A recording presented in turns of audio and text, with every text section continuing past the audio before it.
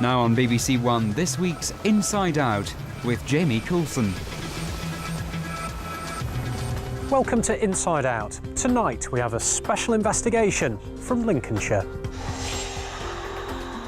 We reveal a secret site packed with enough weaponry to start a small war.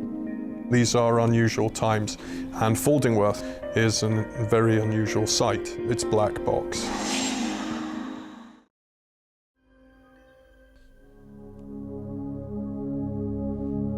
On the face of it, Lincolnshire is quiet and rural, but for one community, peace and tranquility has been in short supply. Last 3 years, residents living in villages close to Faldingworth near Market Raisin have had their houses rocked by loud explosions, so we've been investigating what's been going on. We've uncovered a story that takes us from safety concerns at Lincolnshire's biggest explosives facility to questions in Parliament about the openness and transparency of the arms trade. But we've uncovered evidence that there are other things happening at the Faldingworth base that nearby villagers are unaware of and have caused concern at Westminster. Some residents claim the explosions have caused structural damage to their homes. These claims have been denied by Mr. Briggs. He says an independent report concluded it was unlikely that the damage was the result of explosions, but of the clay soil on which the houses were built.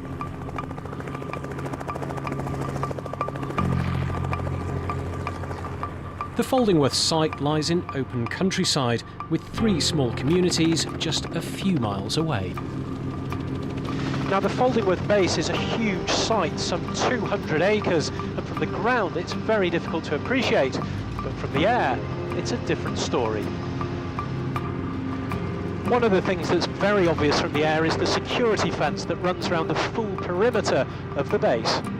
And that long, thin building is an indoor ballistics facility where weapons can be tested and calibrated.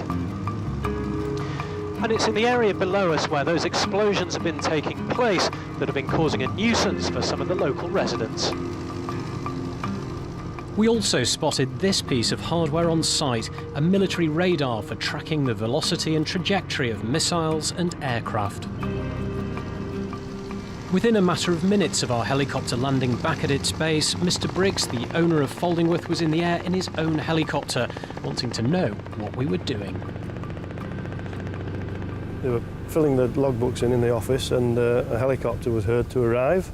A gentleman shortly afterwards came into the office and demanded the return of the tapes from the crew, and started to quote the Official Secrets Act and Prevention of Terrorism Act.